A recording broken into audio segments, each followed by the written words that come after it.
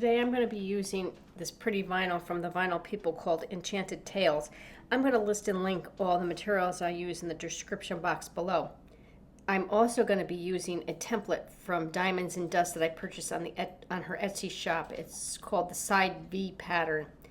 And I also will be using this great hack that she came up with of covering your vinyl with contact paper and putting it through your cutting machine and then putting the transfer tape on top of that and putting it on your tumbler. So when you go and put any adhesive on there or glitter on there, it protects the vinyl from any mess that you make, because I'm very messy, but it works fantastic. So what I'm doing here is I'm putting the contact paper over my vinyl with my big squeegee from the Bowen, and it's very important to make sure that you don't have any wrinkles or bubbles in this, because once you've cut the pattern, if there is, the pattern doesn't lay flat on your cup. So you just have to be very careful. And I usually go along and pop any bubbles that I have, and again, use the squeegee. I probably should use the other side of the squeegee. That may work better in getting those bubbles out. But I didn't have too much difficulty with this one. A couple of them I have.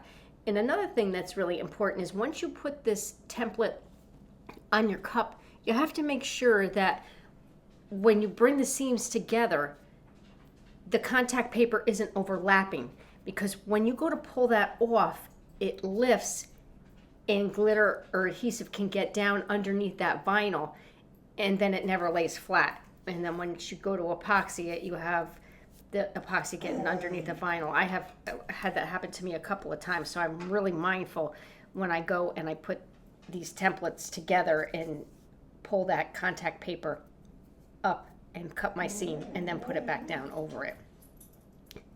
I apologize for that noise in the background. That's my dog. He doesn't like me not paying attention to him.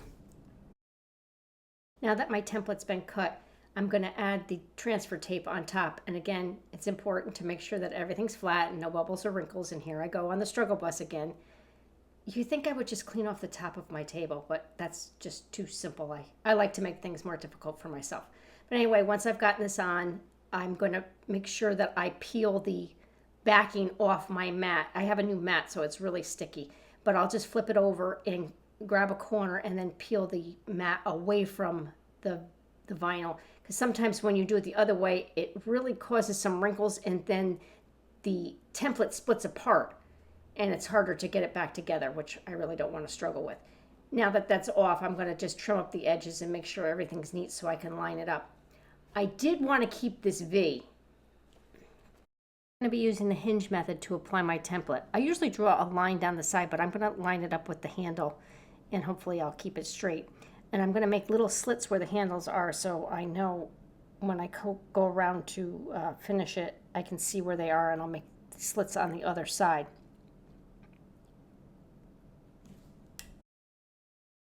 Once I've decided where I want to keep my pattern, I'm going to just apply this painter's tape and give it a wrap around to make sure everything lines up.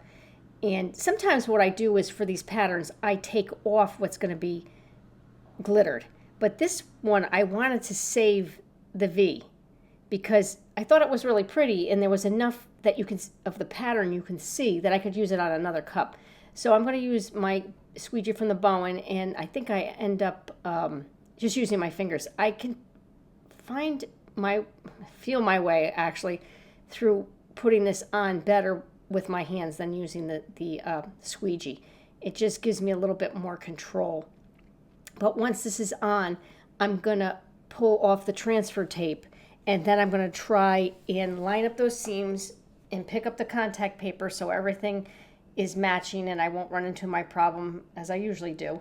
And then I'm gonna take that V split off. And I got it off. I was really pleased how well it came off. And I just put it on the backing of this that was left over from this template. I wanted to be able to keep the template cut out, the side V, because it's such a pretty pattern in the vinyl, and you can really tell what it is because it is a little larger. The V itself, you can tell what's in the pattern. So what I did was I very carefully peeled it back, and I was able to get it off in one piece and then not have the vinyl stretch, because you know how sometimes vinyl stretches when you pull on it too much.